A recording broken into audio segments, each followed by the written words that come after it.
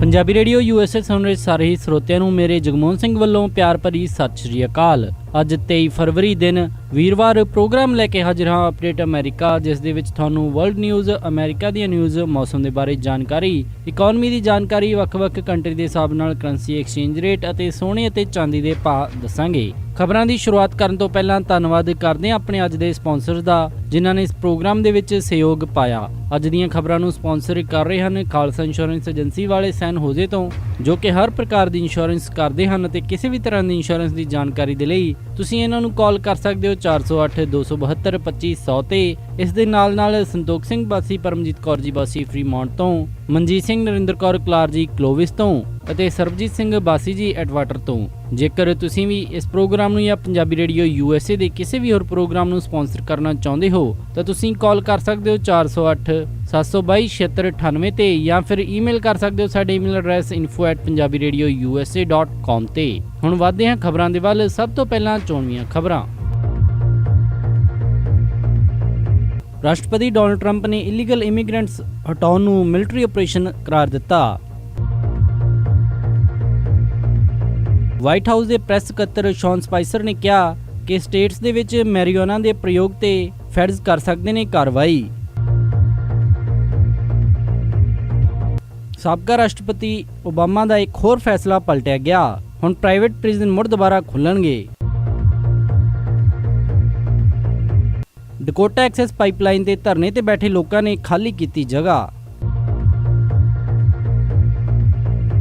ਰਾਸ਼ਟਰਪਤੀ Donald Trump US nuclear ਦੇ ਭੰਡਾਰ ਨੂੰ ਟੌਪ ਤੇ ਦੇਖਣਾ ਚਾਹੁੰਦੇ ਹਨ ਤੇ ਪਾਵਰਬਾਲ ਦੀ 435 ਮਿਲੀਅਨ ਦੀ ਇਨਾਮੀ ਟਿਕਟ ਇੰਡੀਆਨਾ ਦੇ ਵਿੱਚ ਵਿਕੀ। ਹੁਣ ਖਬਰਾਂ ਵਿਸਥਾਰ ਦੇ ਨਾਲ।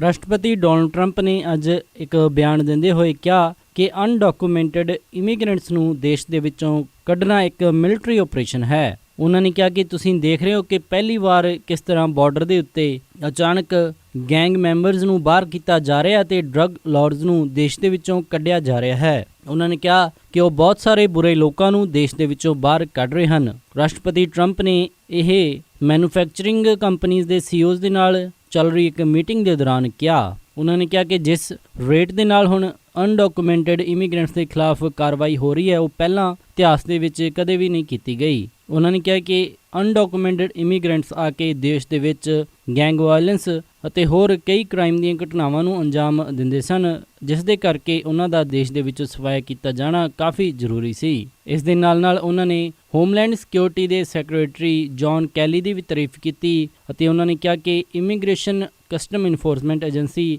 ਜਿਸ ਨੂੰ ਕਿ ਉਹ ਹੈਡ ਕਰਦੇ ਹਨ, ਉਹ ਆਪਣਾ ਕੰਮ ਬਖੂਬੀ ਕਰ ਰਹੀ ਹੈ ਅਤੇ ਉਹਨਾਂ ਨੇ ਕਿਹਾ ਕਿ ਉਹਨਾਂ ਦੇ ਅਧਿਕਾਰੀ ਬਾਰਡਰ ਦੇ ਉੱਤੇ ਉਮੀਦ ਤੋਂ ਵੱਧ ਕੰਮ ਕਰ ਰਹੇ ਹਨ। ਹਾਲਾਂਕਿ ਡਿਪਾਰਟਮੈਂਟ ਆਫ ਹੋਮਲੈਂਡ ਸਿਕਿਉਰਿਟੀ ਦੇ ਸੈਕਟਰੀ ਜੌਨ ਕੈਲੀ ਨੇ ਬਾਅਦ ਦੇ ਵਿੱਚ ਸਫਾਈ ਦਿੰਦੇ ਹੋਏ ਕਿਹਾ ਕਿ ਡਿਪੋਰਟੇਸ਼ਨ ਦੇ ਵਿੱਚ ਕਿਸੇ ਵੀ ਪ੍ਰਕਾਰ ਦੇ ਮਿਲਟਰੀ ਪਰਸਨਲਸ ਦਾ ਯੂਜ਼ ਨਹੀਂ ਕੀਤਾ ਜਾ ਰਿਹਾ ਅਤੇ ਬਾਰਡਰ ਪੈਟਰੋਲ ਅਤੇ ICE ਯਾਨੀ ਕਿ immigration and custom enforcement agency ਦੇ ਆਫੀਸ਼ੀਅਲਸ ਹੀ ਡਿਪੋਰਟੇਸ਼ਨ ਕਰ ਰਹੇ ਹਨ। ਅਤੇ ਉਸ ਤੋਂ ਬਾਅਦ ਦੇ ਵਿੱਚ ਵਾਈਟ ਹਾਊਸ ਦੇ ਪ੍ਰੈਸ ਸਕੱਤਰ ਸ਼ੌਨ ਸਪਾਈਸਰ ਨੇ ਮੀਡੀਆ ਨੂੰ ਪ੍ਰੈਸ ਕਾਨਫਰੰਸ ਦੇ ਵਿੱਚ ਦੱਸਿਆ ਕਿ ਰਾਸ਼ਟਰਪਤੀ ਟਰੰਪ ਨੇ ਮਿਲਟਰੀ ਸ਼ਬਦ ਦਾ ਪ੍ਰਯੋਗ ਸਿਰਫ ਇੱਕ ਅਰਥ ਸਮਝਾਉਣ ਲਈ ਦਿੱਤਾ ਸੀ, ਜੋ ਕਿ ਕਾਰਵਾਈ ਇਲੀਗਲ ਇਮੀਗ੍ਰੈਂਟਸ ਦੇ ਖਿਲਾਫ ਉਹਨਾਂ ਨੂੰ ਡਿਪੋਰਟ ਕਰਨ ਦੇ ਲਈ ਚੱਲ ਰਹੀ ਹੈ।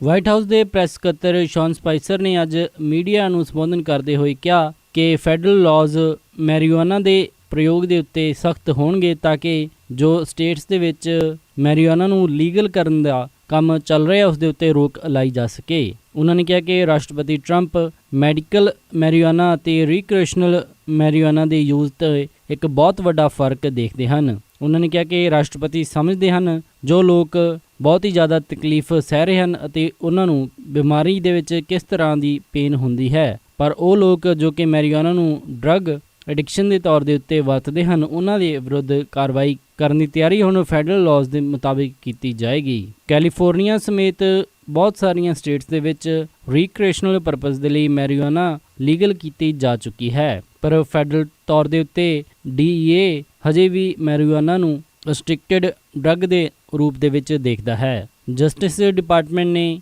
ਸ਼ੌਨ ਸਪਾਈਸਰ ਦੇ ਦਿੱਤੇ ਇਸ ਕਮੈਂਟ ਦੇ ਉੱਤੇ ਕਿਸੇ ਵੀ ਪ੍ਰਕਾਰ ਦੀ ਪ੍ਰਤੀਕਿਰਿਆ ਦੇਣ ਤੋਂ ਇਨਕਾਰ ਕਰ ਦਿੱਤਾ।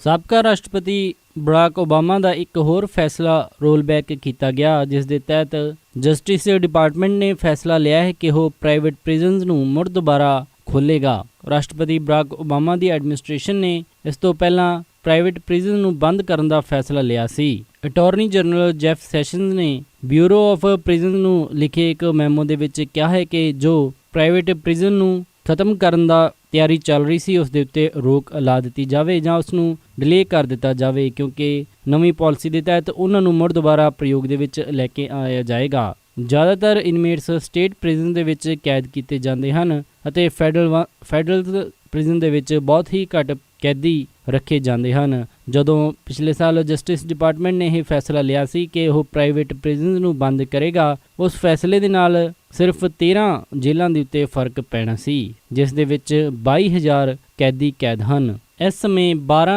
ਜੇਲ੍ਹਾਂ ਪ੍ਰਾਈਵੇਟ ਤੌਰ ਦੇ ਉੱਤੇ USA ਦੇ ਵਿੱਚ ਮੈਨੇਜ ਹੋ ਰਹੀਆਂ ਹਨ, ਜਿਨ੍ਹਾਂ ਦੇ ਵਿੱਚ 21,366 ਕੈਦੀ ਹਨ ਅਤੇ ਇਹ 3 ਪ੍ਰਾਈਵੇਟ ਜੇਲ੍ਹ ਓਪਰੇਟਰਸ ਇਹਨਾਂ ਨੂੰ ਚਲਾ ਰਹੇ ਹਨ, ਜਿਨ੍ਹਾਂ ਦੇ ਵਿੱਚ management and training corporation, GEO group, CoreCivic ਅਤੇ ਇਸ ਦੇ ਨਾਲ ਕਰੈਕਸ਼ਨ ਕਾਰਪੋਰੇਸ਼ਨ ਆਫ ਅਮਰੀਕਾ ਆਉਂਦਾ ਹੈ। ਪ੍ਰਾਈਵੇਟ ਪ੍ਰਿਜ਼ਨਸ ਦਾ ਪਿਛਲੇ ਕੁਝ ਸਾਲਾਂ ਦੇ ਵਿੱਚ ਨਾਗਰਿਕ ਅਧਿਕਾਰਾਂ ਦੀ ਅਤੇ ਉਸ ਦੀ ਆਜ਼ਾਦੀ ਨੂੰ ਵਾਇਲੇਟ ਕਰਨ ਦੀਆਂ ਕਈ ਖਬਰਾਂ ਆਈਆਂ ਸਨ, ਜਿਸ ਦੇ ਕਰਕੇ ਇਹਨਾਂ ਦੇ ਉੱਤੇ ਰੋਕ ਲਾਉਣ ਦੀ ਗੱਲਬਾਤ ਕਹੀ ਗਈ ਸੀ, ਪਰ ਉਸ ਰੋਕ ਨੂੰ ਵਿੱਚ ਹੀ ਮੁੜ ਦੁਬਾਰਾ ਸ਼ੁਰੂ ਕਰਨ ਦਾ ਫੈਸਲਾ ਟਰੰਪ ਐਡਮਿਨਿਸਟ੍ਰੇਸ਼ਨ ਦੁਆਰਾ ਲਿਆ ਗਿਆ ਹੈ।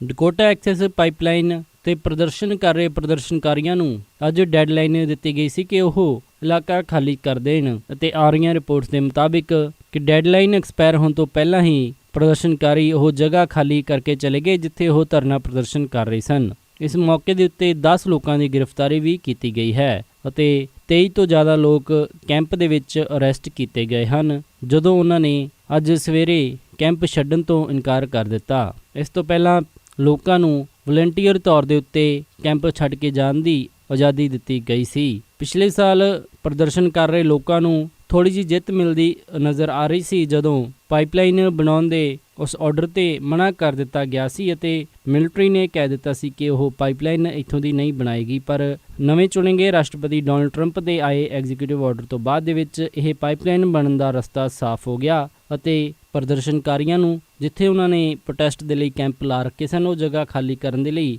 ਕੱਲ੍ਹ ਤੱਕ ਦਾ ਸਮਾਂ ਦਿੱਤਾ ਗਿਆ ਸੀ। ਰਾਸ਼ਟਰਪਤੀ ਡੋਨਲਡ ਟਰੰਪ ਨੇ ਕਿਹਾ ਹੈ ਕਿ ਉਹ US ਨੂੰ ਨਿਊਕਲੀਅਰ ਭੰਡਾਰ ਦੇ ਵਿੱਚ ਇੱਕ ਵਾਰ ਫਿਰ ਟੌਪ ਦੇ ਉੱਤੇ ਦੇਖਣਾ ਚਾਹੁੰਦੇ ਹਨ। ਉਹਨਾਂ ਨੇ ਕਿਹਾ ਕਿ ਯੂਨਾਈਟਿਡ ਸਟੇਟਸ ਇਸ ਪਰਮਾਣੂ ਹਥਿਆਰਾਂ ਦੇ ਮਾਮਲੇ ਦੇ ਵਿੱਚ ਕਾਫੀ ਪਿੱਛੇ ਰਹਿ ਗਿਆ ਹੈ ਅਤੇ ਬਹੁਤ ਸਾਰੇ ਦੇਸ਼ ਪਰਮਾਣੂ ਹਥਿਆਰਾਂ ਦੇ ਵਿੱਚ ਅੱਗੇ ਲੰਘ ਗਏ ਹਨ। ਉਹਨਾਂ ਨੇ ਇਹ ਵੀ ਕਿਹਾ ਕਿ ਚਾਈਨਾ ਜੇਕਰ ਚਾਹੇ ਤਾਂ ਉਹ ਆਪਣੀ ਨੈਸ਼ਨਲ ਸਿਕਿਉਰਿਟੀ ਦੇ ਚੈਲੰਜ ਨੂੰ ਜੋ ਕਿ ਨਾਰਥ ਕੋਰੀਆ ਦੁਆਰਾ ਲਗਾਤਾਰ ਦਿੱਤਾ ਜਾ ਰਿਹਾ ਉਸ ਨੂੰ ਬਹੁਤ ਆਸਾਨੀ ਦੇ ਨਾਲ ਸੋਲਵ ਕਰ ਸਕਦਾ ਹੈ। ਉਹ ਬੀਜਿੰਗ ਦੇ ਉੱਤੇ ਇੱਕ ਵਾਰ ਫਿਰ ਪ੍ਰੈਸ਼ਰ ਪਾ ਰਹੇ ਸਨ ਕਿ ਉਹ ਆਪਣੇ ਗੁਆਂਢ ਦੇ ਵਿੱਚ ਵਸ ਰਹੇ ਦੇਸ਼ ਨਾਰਥ ਕੋਰੀਆ ਦੇ ਉੱਤੇ ਦਬਾਅ ਪਾ ਸਕਣ ਅਤੇ ਲਗਾਤਾਰ ਨਾਰਥ ਕੋਰੀਆ ਬੈਲਿਸਟਿਕ ਮਿਜ਼ਾਈਲ ਦਾ ਪ੍ਰੀਖਣ ਕਰ ਰਿਹਾ ਉਸ ਦੇ ਉੱਤੇ ਕਿਸੇ ਨਾ ਤਰੀਕੇ ਦੀ ਰੋਕ ਲਾ ਸਕਣ। ਅਤੇ ਇਸ ਦੇ ਨਾਲ ਨਾਲ ਉਹਨਾਂ ਨੇ ਆਪਣੇ ਨਾਟੋ ਦੇ ਅਲਾਈਜ਼ ਨੂੰ ਵੀ ਸੁਨੇਹਾ ਦਿੰਦੇ ਹੋਏ ਕਿਹਾ ਕਿ ਉਹ ਆਪਣਾ ਡਿਫੈਂਸ ਖੁਦ ਤਿਆਰ ਕਰਨ ਅਤੇ US ਦੇ ਬਜਟ ਦੇ ਉੱਤੇ ਡਿਪੈਂਡ ਰਹਿਣਾ ਛੱਡਣ ਅਤੇ US ਦੇ ਉੱਤੇ ਬਰਡਨ ਨਾ ਬਣਨ। ਉਹਨਾਂ ਨੇ ਕਿਹਾ ਕਿ ਉਹ ਬਹੁਤ ਸਾਰਾ ਪੈਸਾ US ਨੂੰ ਉਹ ਕਰਦੇ ਹਨ। ਉਹਨਾਂ ਨੇ ਪ੍ਰੈਸ ਕਾਨਫਰੰਸ ਦੇ ਵਿੱਚ ਇਹ ਵੀ ਕਿਹਾ ਕਿ ਉਹ ਪੂਰੇ ਵਿਸ਼ਵ ਨੂੰ ਪਰਮਾਣੂ ਹਥਿਆਰਾਂ ਤੋਂ ਮੁਕਤ ਦੇਖਣਾ ਚਾਹੁੰਦੇ ਹਨ, ਪਰ ਉਹਨਾਂ ਨੇ ਕਿਹਾ ਕਿ ਉਹਨਾਂ ਨੂੰ ਇਸ ਚੀਜ਼ ਦੀ ਚਿੰਤਾ ਹੈ ਕਿ ਅਮਰੀਕਾ ਲਗਾਤਾਰ ਨਿਊਕਲੀਅਰ ਵੈਪਨ ਕਪੈਸਿਟੀ ਦੇ ਵਿੱਚ ਪਿਛੜ ਰਿਹਾ ਹੈ ਅਤੇ ਹੋਰ ਦੇਸ਼ ਇਸ ਦੇ ਵਿੱਚ ਕਾਫੀ ਅੱਗੇ ਲੰਘ ਗਏ ਹਨ। ਉਹਨਾਂ ਨੇ ਕਿਹਾ ਕਿ ਜੇਕਰ ਦੂਸਰੇ ਦੇਸ਼ ਨਿਊਕਲੀਅਰ ਭੰਡਾਰ ਵਧਾ ਰਹੇ ਹਨ ਤਾਂ ਸਾਨੂੰ ਵੀ ਇਸ ਦੀ ਤਿਆਰੀ ਕਰਨੀ ਪਵੇਗੀ। ਇਸ ਸਮੇਂ ਰਸ਼ੀਆ ਦੇ ਕੋਲ 7,000 ਨਿਊਕਲੀਅਰ ਵਾਰਹੈਡ ਹਨ ਅਤੇ ਯੂਨਾਈਟਿਡ ਸਟੇਟਸ ਦੇ ਕੋਲ 6800 ਵਾਰਹੈਡ ਹਨ।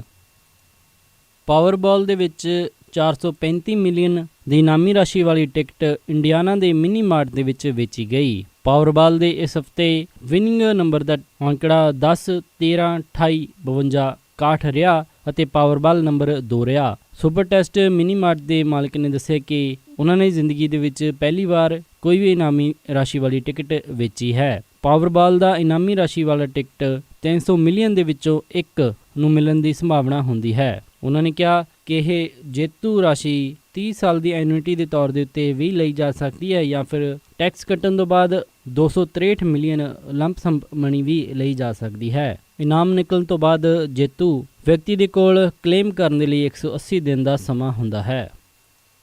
ਇਹ ਸਨ ਅੱਜ ਦੀਆਂ ਕੁਝ ਖਾਸ ਖਬਰਾਂ। ਹੁਣ ਵੱਧਦੇ ਹਾਂ ਮੌਸਮ ਦੀ ਜਾਣਕਾਰੀ ਦੇ ਵੱਲ। ਸ਼ੁੱਕਰਵਾਰ ਨੂੰ ਸੈਨ ਹੋਜ਼ੇ ਦੇ ਵਿੱਚ ਹਾਈ ਟੈਂਪਰੇਚਰ ਰਹੇਗਾ 56 ਡਿਗਰੀ ਅਤੇ ਰਾਤ ਨੂੰ ਲੋ ਟੈਂਪਰੇਚਰ 38 ਡਿਗਰੀ। ਸੈਨ ਫਰਾਂਸਿਸਕੋ ਦੇ ਵਿੱਚ 53 ਡਿਗਰੀ ਹਾਈ ਅਤੇ ਰਾਤ ਨੂੰ 44 ਡਿਗਰੀ ਲੋ ਰਹੇਗਾ। ਸੈਕਰਾਮੈਂਟੋ ਦੇ ਵਿੱਚ 55 ਡਿਗਰੀ ਹਾਈ ਅਤੇ ਰਾਤ ਨੂੰ 35 ਡਿਗਰੀ ਲੋ। ਯੂਬਾ ਸਿਟੀ ਦੇ ਵਿੱਚ 55 ਡਿਗਰੀ ਹਾਈ ਅਤੇ ਰਾਤ ਨੂੰ 36 ਡਿਗਰੀ ਲੋ ਰਹੇਗਾ। ਸਟਾਕਟਨ ਦੇ ਵਿੱਚ 56 ਡਿਗਰੀ ਹਾਈ ਅਤੇ ਰਾਤ ਨੂੰ 35 ਡਿਗਰੀ ਲੋ। ਟ੍ਰੇਸੀ ਦੇ ਵਿੱਚ 56 ਡਿਗਰੀ ਹਾਈ ਅਤੇ ਰਾਤ ਨੂੰ 35 ਡਿਗਰੀ ਲੋ ਰਹੇਗਾ।